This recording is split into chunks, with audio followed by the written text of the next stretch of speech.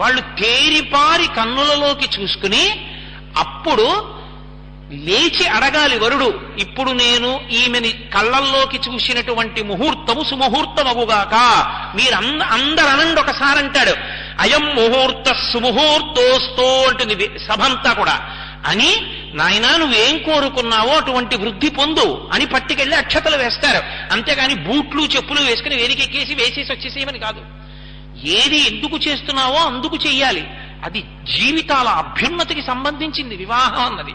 అంతేకాని ఏదో ఆషామాషీగా చేసేసి తర్వాత వాళ్ళు ఏడుస్తుంటే పనికిమాలిన పెద్దరికాలతో ఒడ్డున కూర్చుని మన హేళన చేయమని కాదు.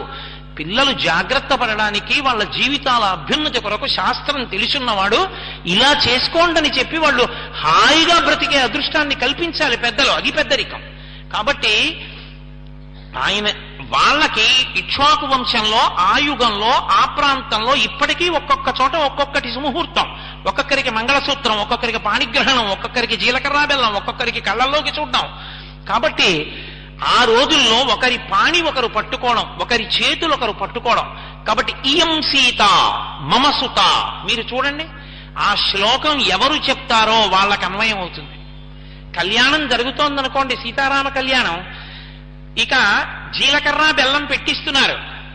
ఆ సమయంలో సభంత ఇయం సీత మమ సుత సహధర్మచరీతవా అంటోందనుకోండి, వారు పీటల మీద కూర్చోకపోయినా వారే సీతారామ కళ్యాణం చేసినట్టు. అందుకే ఇప్పటికీ ఒక సదాచారం ఉంది. చాలా చోట్ల ఈ శ్లోకం చెప్పిస్తారు సీతారామ కళ్యాణం, అందరితో చెప్పిస్తారు ఒకసారి. అప్పుడు మహానుభావుడైనటువంటి జనక మహారాజు గారు చెప్పాడు, ఈమె సీత నా కూతురు, సహధర్మచరీతవా. నీకెందిస్తున్నానో తెలుసా, ఎందుకు ఇస్తున్నానో తెలుసా? ధర్మమునందు నిన్ను అనువర్తిస్తుంది, ధర్మపత్నిగా ఇస్తున్నాను రామా.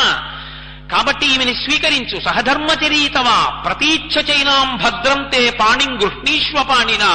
ఆమె చేతిని నీ చేతితో, ఇద్దరు చేతులు కలిపి ఒకరి చేతులు ఒకరు చెయ్యి పట్టుకోండి.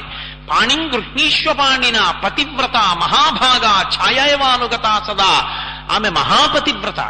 నీ కష్టం ఆమె కష్టం, నీ సుఖం ఆమె సుఖం తప్ప నువ్వు ఎలా ఉన్నా తన సుఖం ఆమె చూసుకోదు రామా. ఆమెకి జీవితంలో సుఖం అంటే ఏమిటో తెలుసా? నువ్వు సంతోషంగా ఉండడం. నువ్వు సంతోషంగా లేకపోయినా తను సంతోషంగా ఉండడం ఆమెకి సుఖం కాదు. నీ సుఖం ఆమె సుఖం. ఇదే సీతమ్మ తల్లి జీవితమంతా. మీరు చూడండి, ఆమెకి తన సుఖమన్న మాట లేనే లేదు. ఆమె సుఖమల్లా ఒక్కటే, రామచంద్రమూర్తి సుఖమే ఆమె సుఖం.